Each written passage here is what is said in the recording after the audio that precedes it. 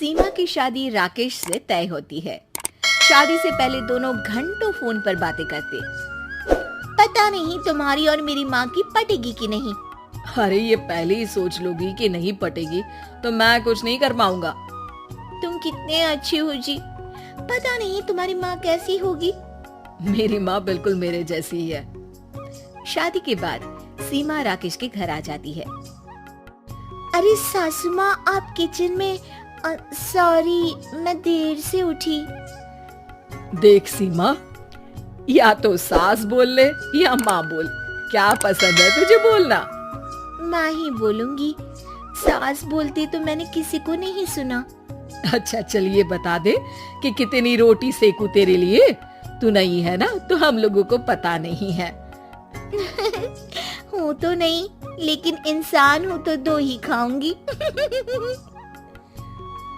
वो मन ही मन सोचती है, बड़ी आई ताने देने वाली। भला सास भी बहू के लिए रोटी बनाती है।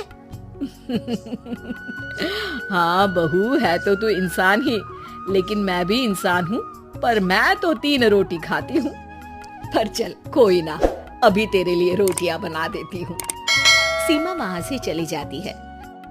सब खाना खाने बैठते हैं कि सीमा कहती है, माँ, आप ना आज मुझे सारे घर का खाना पीना और हिसाब समझा दीजिएगा। कल से मैं घर संभाल लूंगी।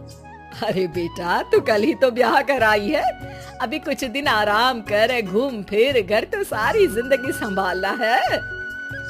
हाँ हाँ, पूरा घर खुद अकेली हड़पना चाहती है, तभी तो। अब नहीं नहीं माँ, अब ना जिम्मेदारी बड़ी है, तो जितनी जल्दी अपना घर संभाल लूं उतना ही अच्छा है ना। आखिर है तो सब मेरा ही ना।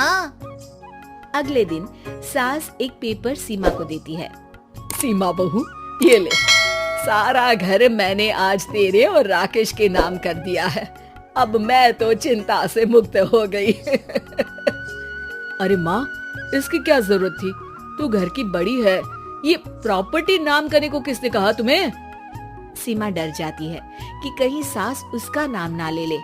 अरे बेटा, बुजुर्ग शरीर का क्या भरोसा, वैसे भी जो है सारा कुछ तुम लोगों का ही तो है।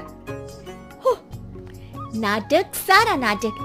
हे भगवान, ये औरत तो थकती ही नहीं नाटक करते। शाम को कमरे में सीमा राकेश को कहती है, एक बात बताओ, ये ऑफिस से आकर तुम घंटों माँ के कमरे में क्या करते हो? अरे तुम भी आ जाया करो ना, सुन लो क्या बातें करते हैं। तब सीमा को ख्याल आता है कि क्यों ना एक दिन माँ बेटी की बातें छुपकर सुन ली जाए। तो वो दरवाजे के पीछे छुपकर दोनों की बातें सुनती हैं। अरे माँ, ये तो बता, मेरा बेटा होगा तो क्या नाम रखेगी? मैं तो कन्हैया नाम रखूंगी, उसके पैर में पायल डालूंगी और चोटी बनाऊंगी।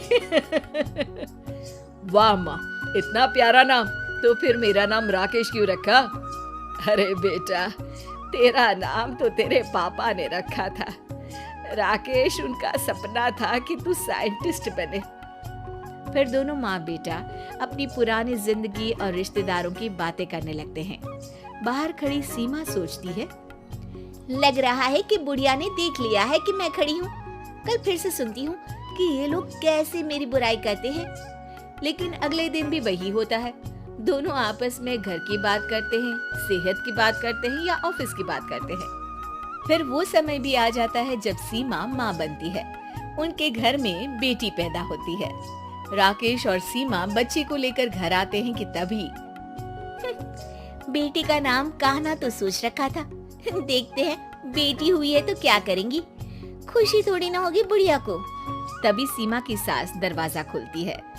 सास ने पूरा घर गुब्बारों से सजा रखा होता है। वो हाथ में पूजा की थाली लेकर नई बच्ची का स्वागत करती है। शुक्रिया बहू, हमारे घर को चिराग देने के लिए। अब तो मुझे राकेश तेरी भी जरूरत नहीं है। ये बोलकर वो बच्ची को गले लगाकर रोने लगती है। पता नहीं खुशी में रो रही है या बेटी होने का दुख है इनको। देखो तो माँ कितनी खुश है सीमा। पता नहीं, मुझे तो लग रहा है कि बेटी है इसलिए रो रही है। बेटी की चाहत में घर सजाया होगा। बस भी करो सीमा, मेरी माँ जितना भी अच्छा कर ले तुम हमेशा उनमें कमी देखती हो। ये बोलकर वो वहां से चला जाता है। सीमा देखती है कि कैसे सास बच्ची को खिलाती पिलाती, उसका ख्याल रखती, उसके साथ पूरी पूरी रात जगती और बच्ची से बहुत प्यार करती। माँ जी, मुझे तो लगा था कि आपको पोता चाहिए जिसका आप कान्हा नाम रखती। अरे नहीं सीमा बहू, वो तो राकेश ने पूछा कि बेटा होगा तो क्या नाम रखूंगी। पर सच बोलूं तो मुझे बच्चियां ही पसंद है। मेरी कोई बेटी नहीं थी, लेकिन तू आई तो वो कमी भी पूरी हो गई। लेकिन छोटी बच्ची को पायल पहनाना, उसको काजल लगाना वो शौक तो अब पूरे हो रहे हैं। सीमा सास की बात सुनकर भावुक हो जाती है और उन्हें गले लगा लेती है। मैं समझती हूँ तुझे भी कि तू क्या सोच रही है। हाँ, क्या?